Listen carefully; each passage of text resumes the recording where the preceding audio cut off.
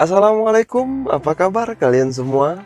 Mari kita doakan agar kita semua diberikan kesehatan dan dilancarkan segala urusan. Kali ini kita akan menyajikan rangkuman film yang berjudul.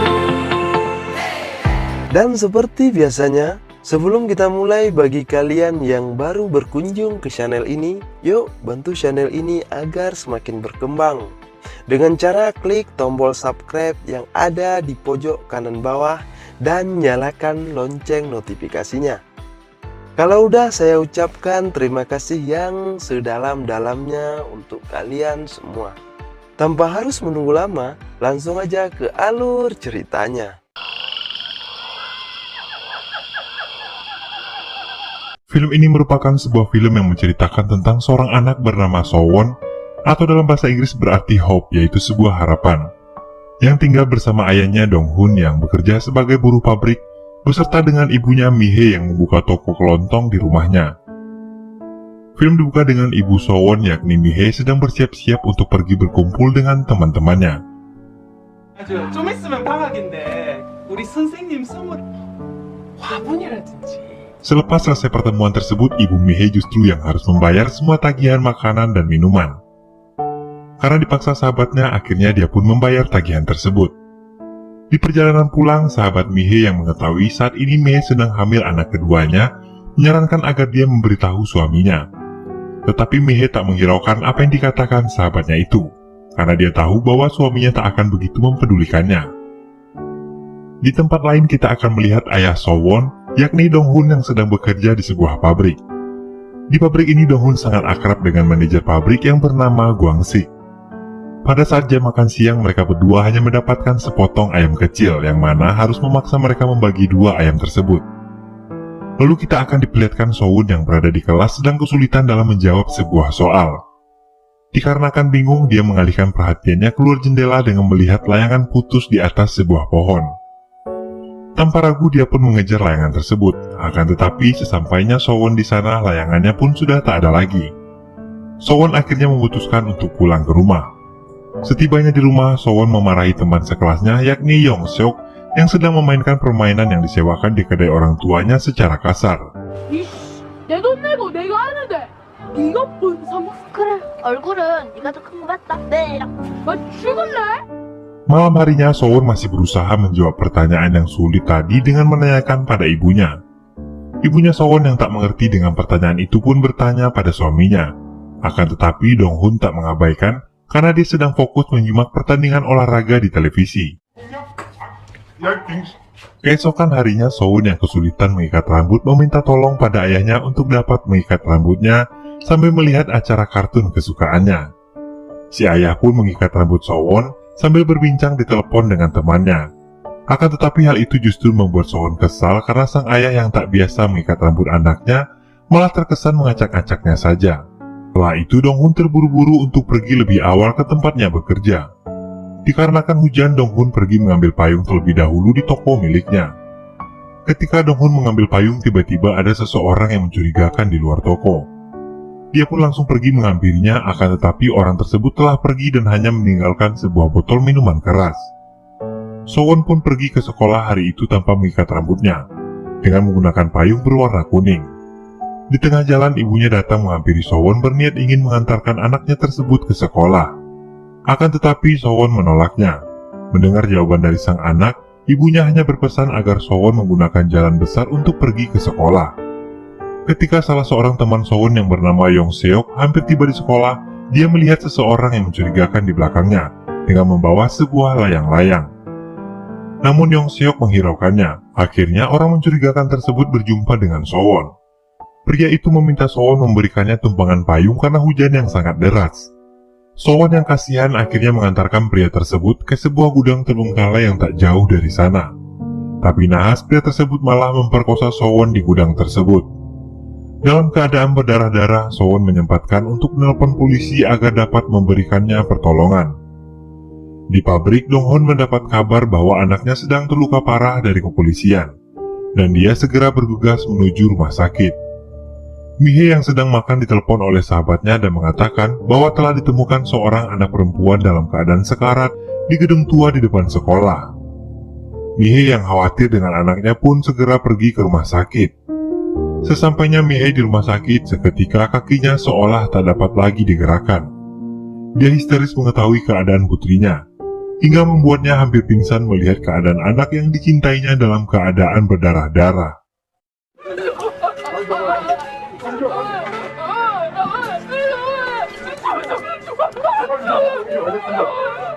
Akibat peristiwa tersebut, Sowon terpaksa harus menjalani operasi pengangkatan usus besar dan usus halusnya karena telah rusak oleh kejadian tersebut. Pihak kepolisian memberitahukan kepada ayah Sowon untuk tidak khawatir karena apabila hasil forensik telah keluar maka pelaku akan segera tertangkap.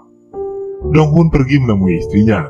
Di sana Mihei menyalahkan dirinya dikarenakan dialah yang telah menyuruh putrinya tersebut melewati jalan besar di tengah hujan sendirian. 형수님이 그게 소원인 줄 알고잖아. 사람한테라도 그게 우리 소원이라고 떠들었기 내 입을 확 찢어 뺏기다. Dong-hun mencoba untuk menenangkannya. Tak lama kemudian suster keluar dari ruang operasi dan meminta salah satu dari mereka untuk ikut masuk ke dalam. Ayah Sowon pun pergi. Sesampainya di dalam, dokter meminta persetujuan Dong-hun untuk mengangkat usus besar dan usus halus Sowon yang telah rusak parah akibat kejadian itu, sehingga dia harus menggunakan anus buatan seumur hidupnya. Dan hal itu harus segera dilakukan agar dapat menyelamatkan nyawa putrinya. Tak ada pilihan lain, akhirnya Dong-hun pun terpaksa menyetujuinya.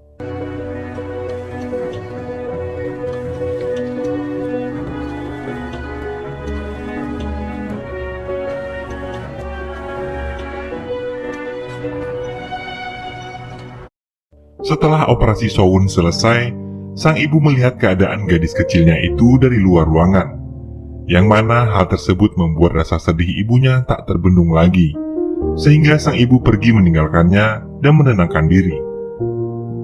Sedangkan ayah mencoba untuk masuk ke dalam ruangan dan memegang tangan anaknya tersebut. Tak lama, Sowon pun sadar. Dalam keadaan seperti itu, Sowon masih sempat bertanya bagaimana pekerjaan ayah, dan mengatakan bahwa ayah harus menangkap orang jahat itu. 이런 게 바보가 살고 많이 다닌 것 같았었어. 아저씨. Dengan tabah, sang ayah menenangkan Sowon dengan menyuruhnya untuk tidur dan melupakan semua yang terjadi. Walaupun hati si ayah sangat terasa teriris ketika mendengar perkataan Sowon yang mengatakan rasanya dia ingin buang air besar. Dong-hun yang tahu anaknya itu tak lagi dapat buang air besar seperti biasanya, tak tahan menahan kesedihannya. Di luar, petugas kepolisian datang menemui kedua orang tua Sowon dan mengatakan bahwa hasil sidik jari pelaku telah keluar dan polisi telah menemukan tersangka saat ini. Sontak saja Dong-hun langsung pergi ke kantor polisi untuk menemui pelaku, tetapi dikarenakan bukti yang belum kuat dan terdapat banyak sidik jari di lokasi tersebut, maka pihak kepolisian masih belum bisa memutuskan yang mana pelakunya.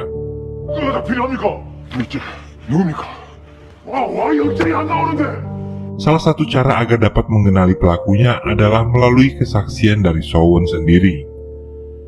Akhirnya ayah pun membicarakan hal tersebut pada ibu, akan tetapi ibu menolak dikarenakan waktunya belum tepat untuk Sowon memberikan kesaksian. Petugas polisi yang berada di dekat mereka pun menyarankan agar Sowon mengikuti pelatihan trauma dari Sunflower Center. Ibu pun semakin emosi dan pergi begitu saja. Pada saat itu juga petugas dari kepolisian tersebut menyuruh agar ayah membawa mainan dan buku-buku milik Sowon agar dapat menghiburnya. Malam hari, Dong-hun mengumpulkan semua buku dan mainan yang akan dibawa untuk Sowon. Dia pun membuka buku gambar milik Sowon dan terlihat gambar boneka Kokomo yang merupakan karakter dari film kartun kesukaan Sowon. Dong-hun mencoba memakai jasa seorang psikolog dari Sunflower Center dan meminta mereka untuk membantu Sowon dalam memberikan kesaksian agar si pelaku cepat tertangkap. Kemudian psikolog mulai menemui Sowon di dalam ruangannya dan mengajukan beberapa pertanyaan sembari merekamnya.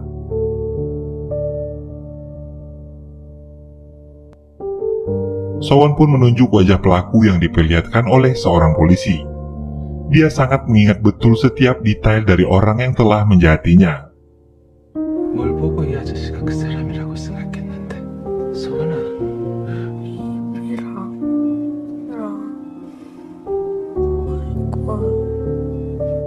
Di luar ruangan, psikolog tadi menyarankan agar Sowon harus melakukan penyembuhan fisik maupun emosionalnya. Karena bisa saja suatu waktu secara tiba-tiba dia berteriak histeris, atau terkadang dia tiba-tiba diam tak mau berbicara sama sekali. Mihei yang tersinggung dan tak percaya dengan perkataan psikolog tersebut lalu menyuruhnya pergi. Keesokan harinya, tim kepolisian yang terdiri atas beberapa orang berhasil menangkap pelaku di rumahnya. Ketika Sowon akan dipindahkan ke ruang perawatan, tiba-tiba Dong-hun menerima telepon dari kepolisian dan mengatakan bahwa pelaku pelecehan anaknya telah diamankan. Dong-hun bergegas ke kantor polisi. Sesampainya di sana, dia tak bisa melihat wajah si pelaku karena banyaknya wartawan yang hadir di sana. Dong-hun pun dibawa oleh salah satu petugas keluar dari ruangan tersebut. Gwang-sik dan istrinya yang melihat berita di televisi khawatir dengan keadaan keluarga Dong-hun dan memberitahunya bahwa berita pemerkosaan yang dialami Sowon tersebar luas di televisi. Kemudian menyarankan Dong-hun untuk memindahkan Sowon agar tak terus diburu oleh wartawan. Dong-hun pun bergegas memindahkan Sowon, akan tetapi para wartawan telah datang ke rumah sakit tersebut dan mengejar mereka. Dengan cepat Dong-hun menggendong Sowon dan membawanya bersembunyi ke ruangan yang lebih aman. Dalam perjalanan tiba-tiba selang usus buatan milik Sowon bocor. Hal ini membuat Dong-hun panik berusaha membersihkannya dengan cepat. Akan tetapi justru hal ini membuat Sowon panik dan trauma terhadap laki-lakinya pun muncul, termasuk pada ayahnya sendiri. Di waktu yang bersamaan ketika Mihei meminta bantuan pada dokter, dia mengalami kejang perut yang membuatnya jatuh pingsan secara tiba-tiba. Di ruangan perawatan istrinya, Dong-hun akhirnya mengetahui bahwa Mihei sedang mengandung anak kedua mereka. Ketika Dong-hun menemui putrinya, Sowon menutup dirinya dengan selimut. Saat Dong-hun bertanya, Sowon mengatakan dia malu melihat ayahnya. Kemudian Dong-hun pun mengabari Sowon tentang kehamilan ibunya. Ternyata, sedari tadi kejadian tersebut diperhatikan oleh petugas kepolisian yang ada di luar. Merasa kasihan melihat Dong-hun, lalu dia memberikan nomor psikolog Sunflower Center pada Dong-hun dan memberikan sebuah balon kokomong padanya. Dong-hun pun mendapatkan ide untuk menjadikan balon tersebut sebagai topeng yang akan dia pakai untuk menemui Sowon agar dia tak ketakutan lagi. Ketika dia hendak melihat Sowon, secara mengejutkan dari arah belakang, suster datang dan membuatnya kaget karena penampilan Dong-hun. Ketika Dong-hun akan membayar biaya administrasi, tiba-tiba pesan masuk dan di sana tertulis bahwa jadwal sidang telah ditetapkan pada hari Selasa depan jam 11 siang. Karena uang yang dimilikinya tak cukup, Dong-hun mencoba menelpon Gwang-sik, akan tetapi dia mengurungkan niatnya, karena tak enak selalu merepotkan Gwang-sik. Hingga kemudian Gwang-sik yang memahami kesulitan yang dialami sahabatnya tersebut, dia langsung menawarinya pinjaman. 내가 임마 내 돈 빌려주면서 막 빌려야 되나? 언제 끝날지도 모르고 빙신 뭔 소리 하노 지금? 돈 빌리면 빌리는 사람답게 매달려야지. 미안하다. Keesokan harinya, sahabat dari Min-hee yaitu istrinya Gwang-sik datang menjenguknya dan membawakan makanan.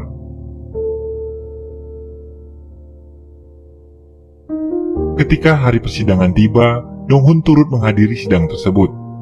Di sana pelaku tak mengakui bahwa dia telah melakukan pemerkosaan itu, dan mengatakan bahwa rompi serta sepatu yang ada bercak darah di rumahnya adalah pakaian yang sempat hilang 3 hari yang lalu. Dan kemudian, secara tak sengaja dia menemukan kembali baju tersebut di depan rumahnya. Gwang-sik yang mendengar hal tersebut langsung marah dan melemparinya dengan sepatu. 자, 10분간 휴정하겠습니다. Di rumah sakit, psikolog dari Sunflower Center menyewa pakaian badut kokomong untuk menghibur Sunwo. 뭐였다?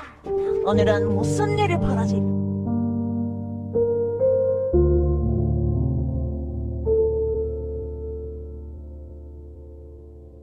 Di mana yang menjadi badutnya adalah Min-hee, istrinya Gwang-sik, dan polisi wanita itu. Berkat badut tersebut perlahan Sunwo mulai tersenyum kembali. Dong-hun yang melihat hal tersebut pun tak menyangka bahwa psikolog mampu membuat anaknya kembali ceria. Setelah itu Dong-hun membayar badut tersebut dan akan menyewanya lagi. Namun sayang, uang yang dimiliki Dong-hun tak cukup untuk menyewa kostum itu. Prihatin dengan keadaan Dong-hun, pemilik badut meminjamkan kostum bekas yang dia miliki secara gratis. Di tempat lain terlihat Min-hee sedang berbicara dengan sang psikolog. Psikolog menceritakan bahwa dulu dia pernah memiliki seorang putri yang bernasib sama seperti Sonwo saat ini. Akan tetapi ketika anaknya berumur 16 tahun, dia mengalami depresi hingga memutuskan untuk bunuh diri. Sementara di kamar tanpa sepengetahuan Min-hee, Dong-hun mendekati putrinya menggunakan baju badut agar tetap bisa menjaga dan menghibur Sowon tanpa perlu khawatir putrinya akan ketakutan. Padahal baju itu sangatlah berat dan panas sekali.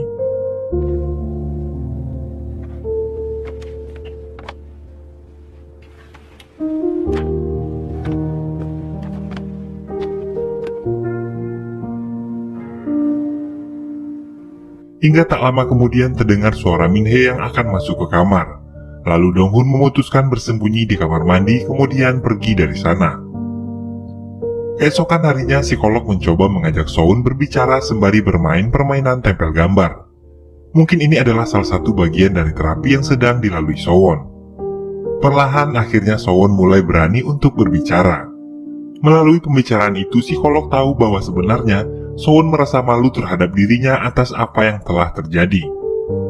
Sowon khawatir jika tak bisa kembali bersekolah, karena sudah pasti teman-temannya tahu apa yang telah dia alami. Dia menambahkan jika kembali bersekolah, dia harus berhati-hati menjelaskan situasinya saat ini, agar tak beredar gosip miring tentang dirinya. Dan Sowon juga mengatakan bahwa saat kejadian itu dia hanya kasihan melihat pria yang menjahatinya itu basah kuyup. Dari pembicaraan itu terlihat Sowon adalah seorang gadis kecil yang berpikiran dewasa dan baik hati. Sementara itu Dong-hun terus mencari tahu bagaimana cara agar dapat kembali mendekatkan dirinya pada Sowon. Di tempat lain, Gwang-sik dan istrinya membuat penggalangan dana untuk membantu meringankan beban keluarga Dong-hun.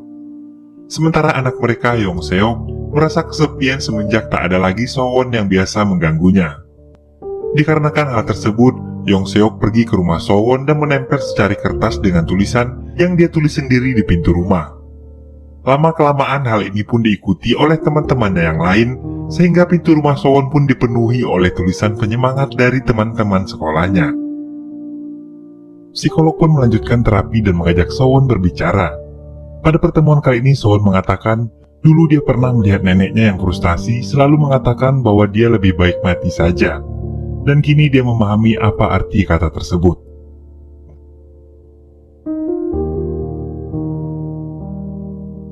Mengetahui keluarga Dong-hun akan segera pulang, istri Gwang-sik membantu membersihkan rumahnya agar saat pulang nanti mereka tak perlu harus repot-repot lagi membersihkannya. Dan mempersiapkan hadiah beberapa baju bayi untuk anak kedua mereka. Dan Gwang-sik mempersiapkan mobilnya untuk digunakan Dong-hun membawa Sowon pulang ke rumah. Mereka memberi pembatas agar Sowon tak melihat Dong-hun mengendarai mobil itu. Sebelum pulang, Sowon dapat kejutan ulang tahun di rumah sakit. Lalu Sowon yang merasa tak siap pulang ke rumah menginginkan untuk tetap tinggal saja di rumah sakit. Tak lama kemudian Dong-hun pun datang. Saat dalam perjalanan pulang ketika Sowon melihat sebuah gang dekat sekolah, tiba-tiba nafasnya menjadi sesak. Dan dia pun muntah. Sesampainya di rumah, di depan pintu terlihat banyak sekali tempelan-tempelan kertas berwarna-warni yang manis berisikan pesan-pesan penyemangat dari sahabatnya di sekolah. Dan saat membuka pintu rumah, terlihat pemandangan dalam rumah yang tertata rapi, bahkan lebih rapi dari sebelum mereka meninggalkan rumah. Yong-seok datang menemui ayah Sowon dan menangis, lalu meminta maaf karena tak pergi bersama ke sekolah dengan Sowon ketika kejadian itu terjadi.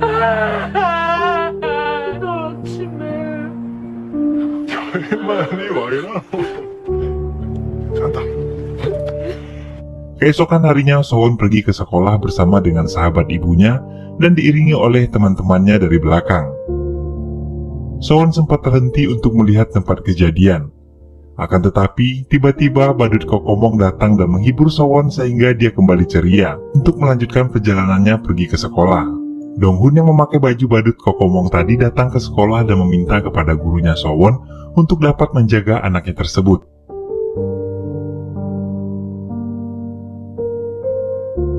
Malam harinya Dong-hun memasukkan beberapa permen ke dalam tas Sowon, agar suara permen tersebut dapat menyamarkan suara usus buatan yang digunakannya. Keesokan harinya Min-hee pergi menjumpai psikolog dan menangis di sana. Kemudian berkata kenapa tak semua orang saja yang mengalami kejadian seperti yang menimpa Sowon, agar orang-orang mengetahui bagaimana rasanya di posisi ini.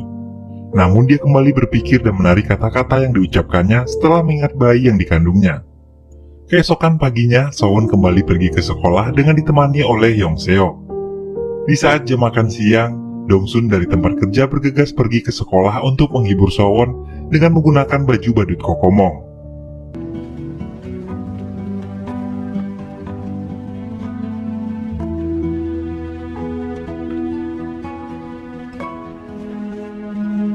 Sepulang sekolah, Sowon dicegat oleh teman-temannya yang mana mereka merasa heran kenapa Sowon selalu memakai tas kecil.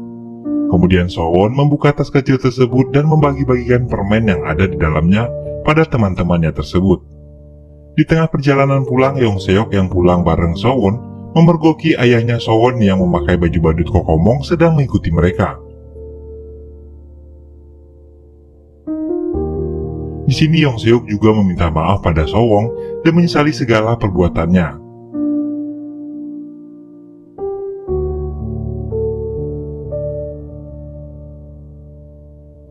Setelah itu, Sowon menghampiri badut kokomong. Dan ternyata selama ini dia tahu bahwa yang ada di balik baju tersebut adalah ayahnya.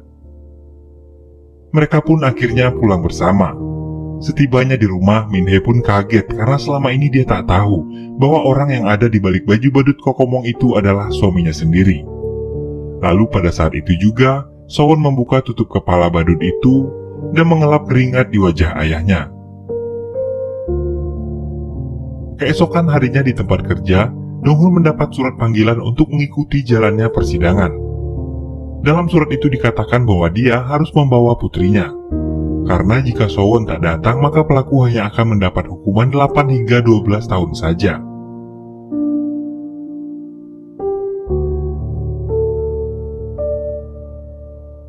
빠끔한 그놈이 심신미약으로 몰고 가려고 하는 것 같은데. Dong-hun pun pergi menemui pelaku dan menanyakan seputar 3 petisi yang dikirimkannya ke pengadilan. Dengan santainya si pelaku mengajak ayah Sowon untuk bernegosiasi dan berjanji jika bebas nanti dia akan membiayai Sowon. Pria ini sangat tenang dan pandai memainkan psikologi lawan bicaranya. Kemudian dia juga mengancam jika Dong-hun menolak bersepakat, maka setelah keluar dari penjara dia akan mencari Sowon. Mendengar hal itu, Dong-hun pun mengamuk. 야, 내가 가만히 있을 것 같구나. 나오라! 나오라, 새끼들! 나와, 이 개새끼들아! 나와!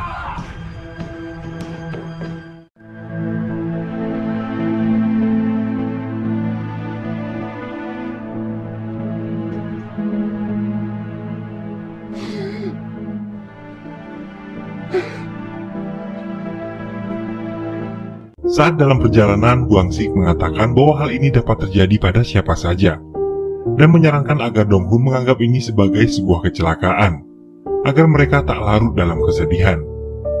Mendengar perkataan itu, Dong-hun pun tersinggung dan turun dari mobil, lalu memilih untuk pulang dengan berjalan kaki. Sesampainya di rumah, Dong-hun bicara pada Min Hye dan mengatakan bahwa pelaku mungkin akan dibebaskan setelah 8 hingga 9 tahun, dan ini akan menjadi ancaman bagi putrinya nanti. Dan Dong-hun pun berencana untuk membunuh si pelaku saat sidang nanti. Sementara itu di kamar, Sowon yang belum tertidur mendengar semua percakapan tersebut. Singkat cerita, keesokan hari, Sowon memberikan kesaksian di persidangan dengan menunjukkan foto pelaku beserta dengan ciri-cirinya.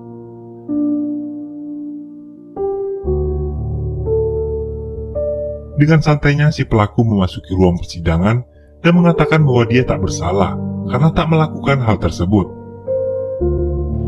판사님, 제가 그런 게 아닙니다. 제가 한 짓이 아닐 수도 있는데. Akhirnya pengadilan menetapkan bahwa pelaku akan dipenjara selama 12 tahun dan menolak tuntutan dari keluarga korban. Setelah mendengar keputusan hakim tersebut, sidang pun menjadi ricuh. Min Hye pun masuk ke dalam ruangan sidang dan mengatakan apakah seperti ini yang namanya keadilan. Dia menuntut agar keadilan dapat ditegakkan atas kejadian pelecehan tersebut. Namun hakim tak menanggapinya lalu pergi meninggalkan ruangan sidang. Dong-hun yang terlihat sangat putus asa kemudian mengambil papan nama yang berada di meja dan berusaha untuk membunuh si pelaku. Hingga tiba-tiba Sowon datang memeluk erat kaki ayahnya sembari menangis dan mengajaknya pulang. Melihat hal tersebut, Dong-hun pun mengurungkan niatnya, lalu mengambil anak gadisnya dan menggendongnya keluar dari ruang sidang, yang telah dipenuhi oleh isak tangis orang-orang yang melihat kejadian tersebut. Beberapa minggu kemudian, keluarga Sowon dan keluarga Yongseok pergi ke rumah sakit untuk melihat adik Sowon yang bernama Somanga, yang berarti kebahagiaan. Di sana mereka semua tampak bahagia. Saat di sekolah, Sowon terpaksa pulang saat jam istirahat kedua dikarenakan untuk menjaga kesehatan badannya.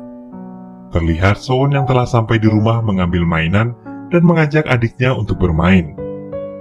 Dan begitulah kisah film ini pun berakhir.